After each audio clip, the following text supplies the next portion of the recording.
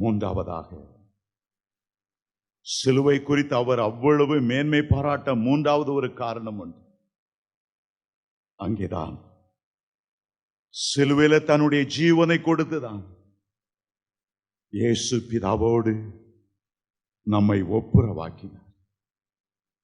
கொலோசியருக்கு எழுதின நிருபம் 1 அதிகாரம் 20 வசனம், அவர் சிலுவையிலே சிந்தின இரத்தத்தினாலே சமாதானத்தை உண்டாக்கி பூலோகத்தில் உள்ளவைகள் பரலோகத்தில் உள்ளவைகள் யாவையும் அவர் மூலமாய் தமக்கு ஒப்புரவாக்கி கொள்ளவும் அவருக்கு பிரியமாயிற்று. ஒப்புரவாக்கும்படி,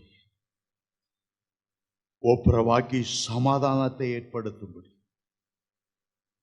மறுபடியும் அன்பின் பிணைப்பை கொண்டு வரும்படி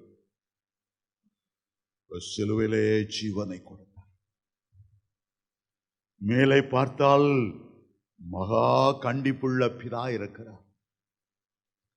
பாவத்தை பார்க்க மாட்டாத சுத்த கண்ணனாகிய பிதாவான தேவன் மேலே இருக்கிறார்.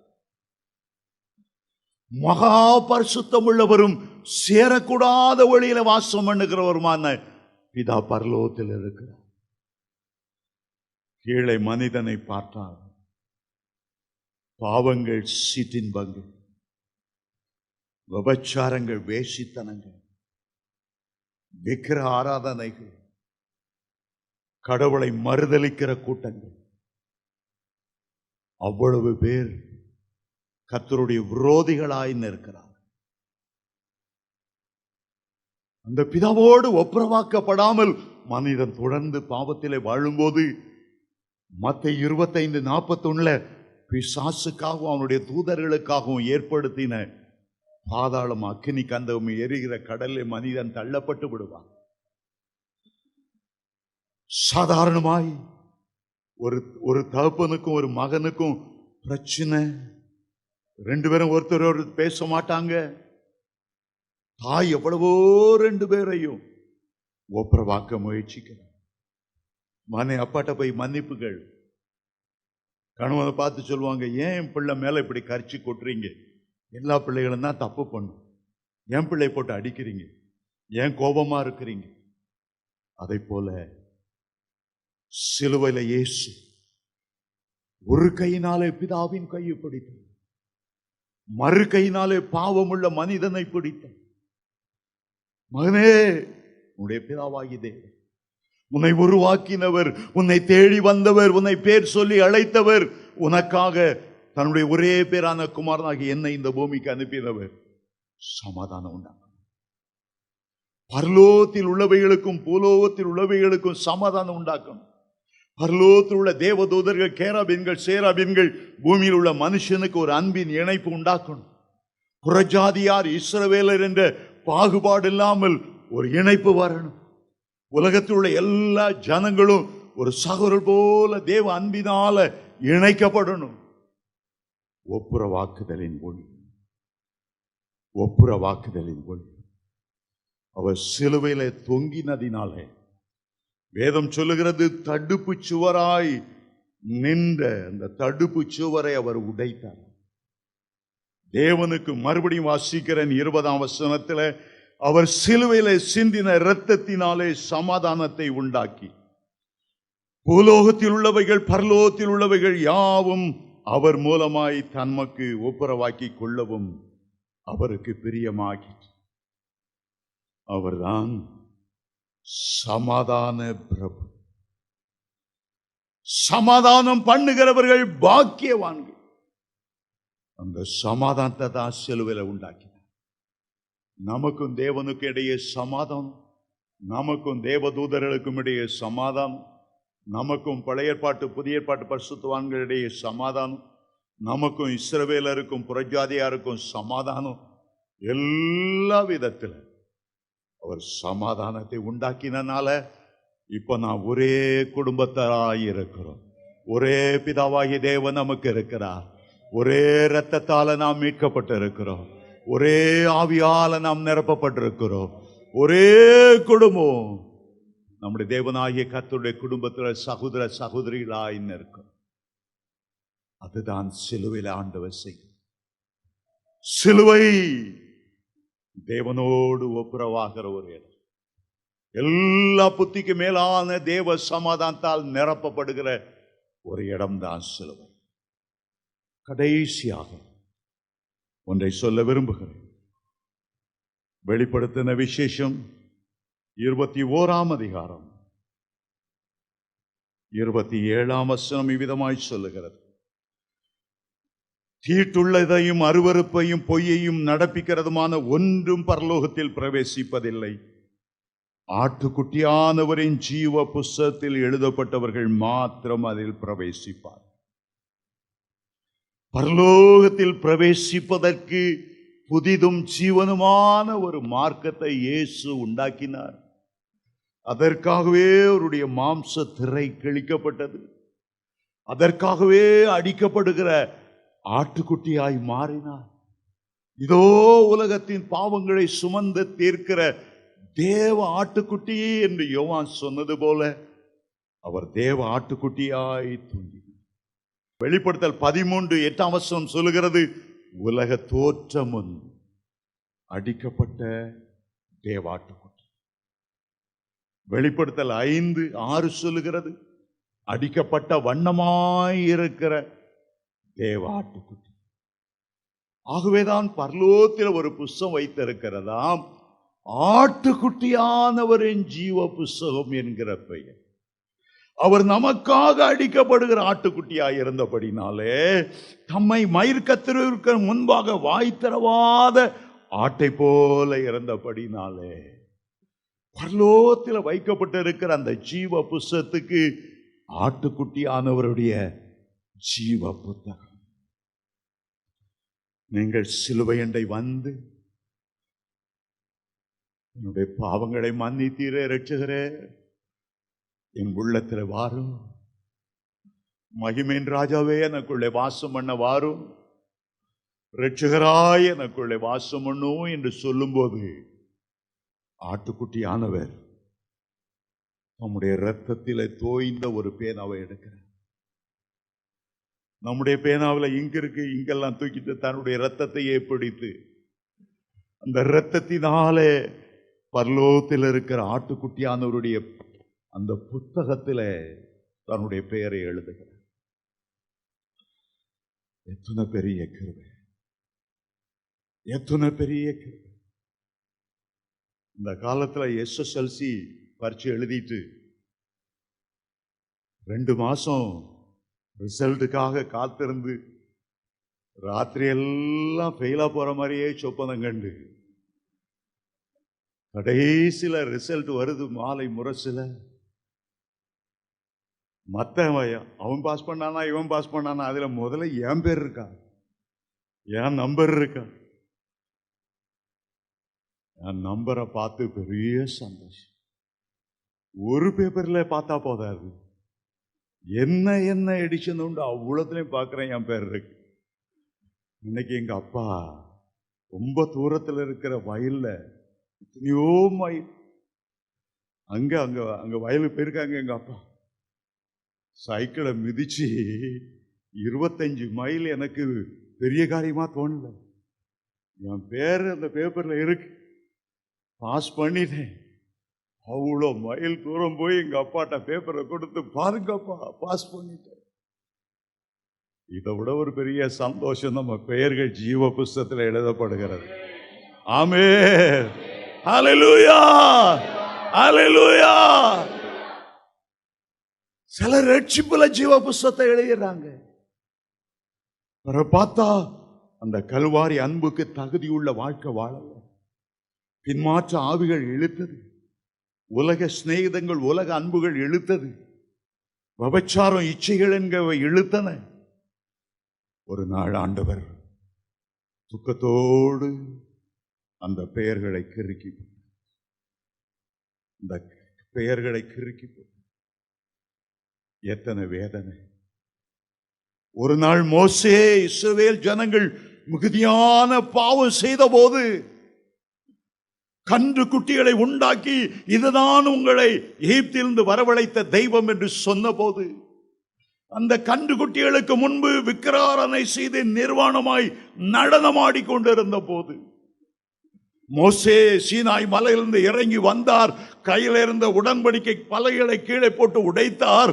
இஸ்ரவேலரை கடிந்து கொண்டார். சொன்னார், இவ்வளவு பெரிய பாவம் செய்தீர்களே, ஆண்டவர் அருவருக்கிற விக்கிரகாராதனை செய்தீர்களே, எப்படி உங்களுக்கு மன்றாடுவது என்று எனக்கு தெரியவில்லை, எப்படி உங்களுக்கு பாவ நிவாரணம் செய்வது என்று எனக்கு தெரியவில்லை. ஆண்டவரை பார்த்து சொன்னார், ஆண்டவரே, என் மக்களுக்காக நான் எப்படி மன்றாடுவது என்று எனக்கு தெரியவில்லை, எப்படி பாவ மன்னிப்பை கேட்பது என்று தெரியவில்லை. உம்மை விட்டு தூரப்பட்டு போய்விட்டார்கள். நீர் அந்த ஜனத்தை அழிப்பீரானால் நீர் அருமையாய் என் பேரை எழுதினீரே ஜீவ புஸ்தகத்தில், என் பேரையும் கூட நேர் கிறுக்கி போடும் என்று யாத்ராமம் 32ஆம் அதிகாரம் 30ஆம் வசனத்தில் அவர் சொன்னார்.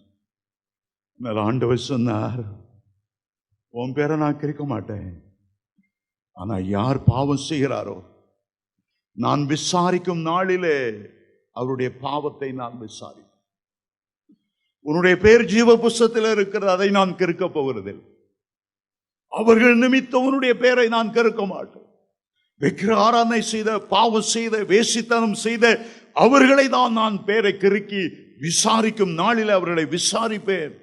ஆண்டவருடைய கோபம் பாதாள வரையும் பற்றி எரியும் என்று மோசே சொல்லுகிறார்.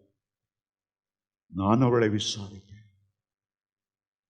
ஒரு முறை ஒரு தேவனுடைய மனிதன் பிரசங்கித்துக் கொண்டிருந்தார். இந்த வசனத்தை சொன்னார், ஆட்டுக்குட்டியான ஒரு ஜீவ புஸ்தகத்தில் பேர் எழுதப்பட்டால் மட்டும்தான் பரலோகத்துக்கு போக முடியும். உங்க பேரு வேற எந்த ரிஜிஸ்டர்லையும் இல்லாம இருக்கலாம், ரேஷன் கார்டில் உங்க பேர் இல்லாம இருக்கலாம், ஆனா ஜீவ புஸ்தகத்தில் உங்களுடைய பேர் இருக்கணும் என்று அதுக்கு முன் அதிகாரத்தில் வாசிக்கிறோம். 20ஆம் அதிகாரம் 15ஆம் வசனத்தில், ஜீவ புத்தகத்தில் எழுதப்பட்டவனாக காணப்படாதவன் எவனோ அவன் அக்கினி கடலிலே தள்ளப்பட்டான். 27ஆம் வசனம் 21ஆம் அதிகாரத்தில், தீட்டுள்ளதும் அருவருப்பையும் பொய்யும் நடப்பிக்கிறத ஒன்றும் அதிலே பிரவேசிப்பதில்லை, ஆட்டுக்குட்டியானவரின் ஜீவ புஸ்தகத்தில் எழுதப்பட்டவர்கள் மாத்திரம்தான் அதில் பிரவேசிப்பார். ஒரு வயதான ஒருவர் உட்கார்ந்து ஆண்டவர் அவருடைய உள்ளத்தில் உணர்த்தினார், எப்பொழுதாயிலும் உன்னுடைய பேர் ஜீவ புஸ்தகத்தில் எழுதியிருக்கிறதா இல்லையா, கிறுக்கப்பட்டு இருக்கிறதாயா இல்லையா, நீ அதை எண்ணவே இல்லையே. இன்றைக்கு நீ மரித்தால் பரலோகத்துக்கு போவாயா இல்லையா, அதை குறித்து நீ எண்ணவே இல்லையே. கோடி கோடி கணக்கான வருஷங்களுக்கான ஒரு மன உறுதி இன்றைக்கு நீ பெற வேண்டும். ரொம்ப உணர்த்தப்பட்டார். வீட்டுக்கு போனார், முழங்கால் படிட்டு அழுதார் அழுதார் அழுதார். அந்த ஜீவ புஸ்தகத்தை எனக்கு காண்பி, அந்த ஜீவ புஸ்தகத்தை எனக்கு காண்பி. ஜீவ புஸ்தகம் திறக்கப்பட்டது, அவருடைய பெயர் மேல இருக்கிறது. இன்ன நாள் ரட்சிக்கப்பட்டார். அதுக்கு பிறகு இருக்கிறது, விபச்சார வேசித்தனத்தில் போனபடியால் அவன் பெயர் கிறுக்கப்பட்டிருக்கிறது. பிறகு அவன் மனம் திரும்பினான், கசந்தான், அழுதான். தேவ ஊழியர்களை குறை சொல்லி கர்த்தர் விரும்பாத சில காரியங்களை செய்தபடியால் மறுபடியும் கிறுக்கப்பட்டு இருக்கிறது. சில முறை எழுதப்பட்டு இருக்கிறது, சில முறை கிறுக்கப்பட்டு இருக்கிறது. கடைசியில் அவர் பார்த்தார், அவருடைய பெயர் முழுவதும் கிறுக்கப்பட்டு இருந்தது.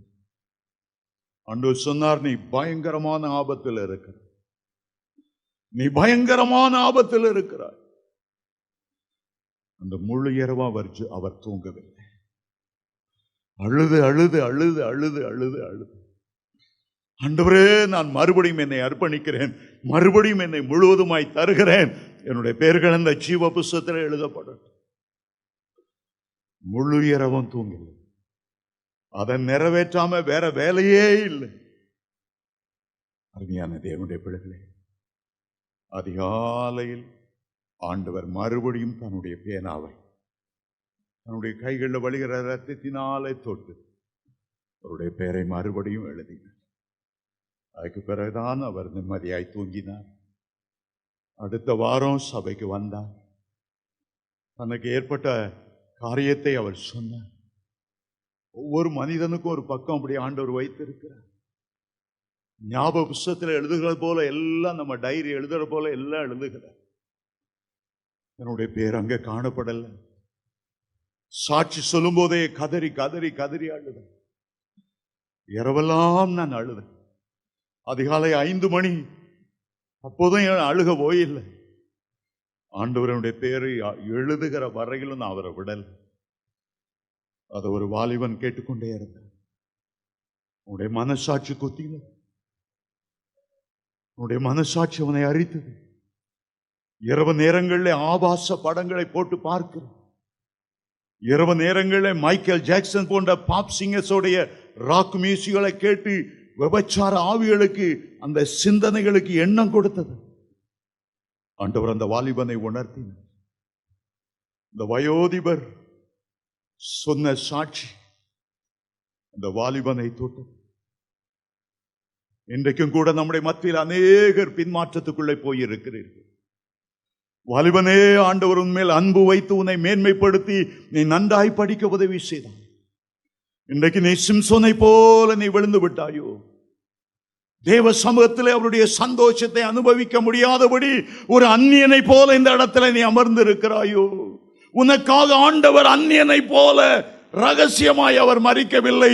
உனக்காக திறந்த வழியிலே சிலுவையில தூக்கப்பட்டு மரித்தார். இன்றைக்கு அந்த சிலுவை அண்டை வந்துவிடு. இன்றைக்கு உன்னுடைய பாவங்களை கழுவும்படியான இயேசுவுடைய இரத்த தண்டை வந்துவிடு. இப்போது உனக்கு கிருபை. இன்றைக்கு அவருடைய கிருபையின் வாசலிலே அந்த கிருபாசன தண்டை போய் அவருடைய பாதங்களை பற்றி கொள்ள முடியும்.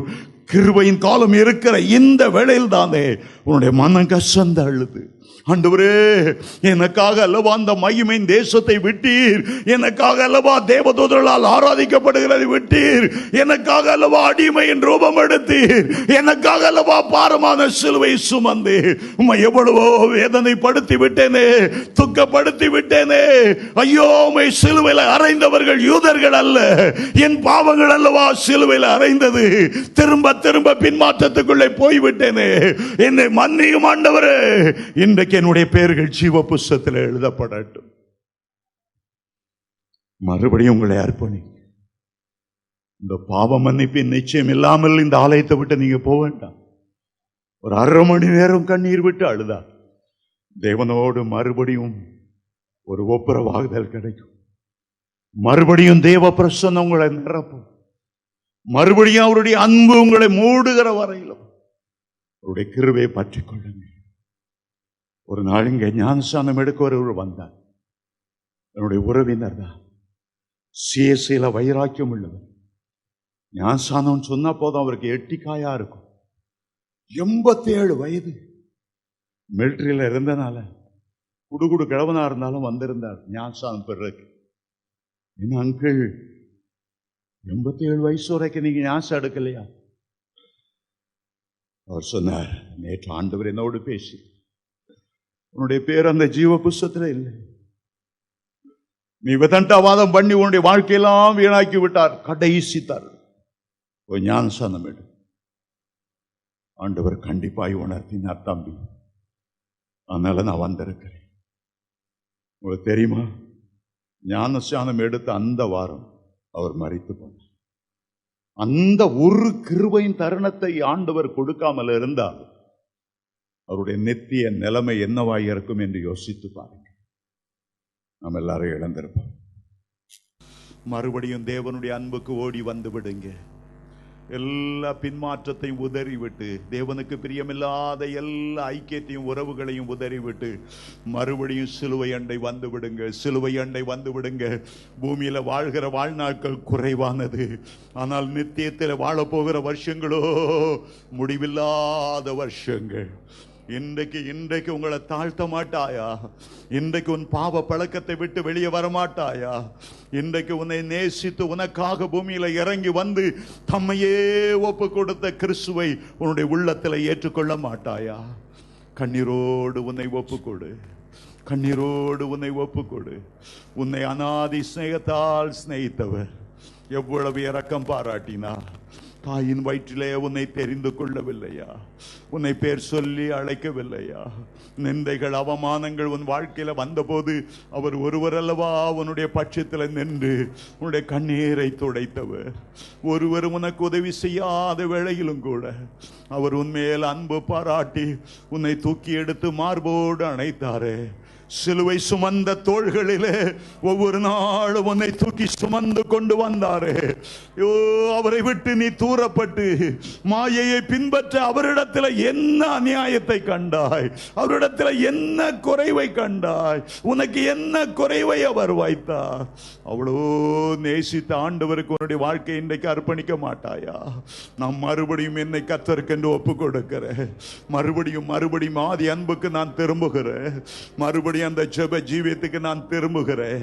அவரை குறித்து சாட்சி சொன்னது போல மறுபடியும் சாட்சியாய் வாழ இன்றைக்கு என்னை ஒப்பு கொடுக்கிறேன். கைகளை உயர்த்தி ஆண்டவருக்கு காண்பி. இன்றைக்கு உன்னுடைய பெயர்கள் ஜீவ புஸ்தகத்தில் எழுதப்படட்டும்.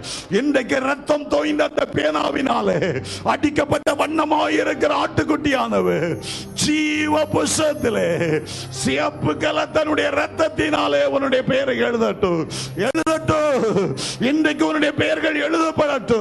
பரலோகத்தின் நம்பிக்கை உனக்குள்ளே கொண்டு வரட்டும். பரலோக ராஜ்யத்தின் நம்பிக்கை கொண்டு வரட்டும். அந்த துதிமயமான தேசத்திலே, அந்த ஒளிமயமான தேசத்திலே, ராக்காலம் இல்லாத தேசத்திலே கர்த்தரோடு வாழ தீர்மானம் செய். ஓ, உலகத்தின் முடிவுக்கு வந்து விட்டாய். காலங்கள் கடந்து போய்விட்டன. அந்தி கிறிஸ்து பூமியில வருவதற்கான எல்லா ஆயத்தங்களும் நடந்து கொண்டிருக்கிறது. நினையாத நாளிகையில இயேசு கிறிஸ்து வருவார். நினையாத நாளிகையில எக்காலம் தொனிக்கும். ஒரு நம்பிக்கைக்குரியவனா இந்த உலகத்தை விட்டு நீ கடந்து போக வேண்டும். ஒப்புக்கொடு, ஒப்புக்கொடு தேவனுடைய பிள்ளையே. இருதயத்தை கடினமாக்காத. ஒப்புக்கொடு, ஒப்புக்கொடு. இயேசுவின் ரத்தம் உன் மேல விழட்டும். இயேசுவின் ரத்தம் உன்னை கழுவி சுத்திகரிக்கட்டும். இயேசுவின் ரத்தம் உங்களை கழுவி சுத்திகரிக்கட்டும்.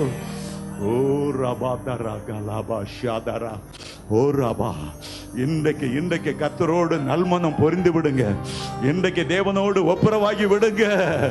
ஜெபிக்க முடியலன்னு இனிமே சொல்லக்கூடாது. ஜெபிக்க முடியாதபடி இடையில வந்த எல்லா பாவங்களையும் இன்றைக்கு கர்த்தருடைய கிருபை தகர்த்து உடைத்து எறியட்டும்.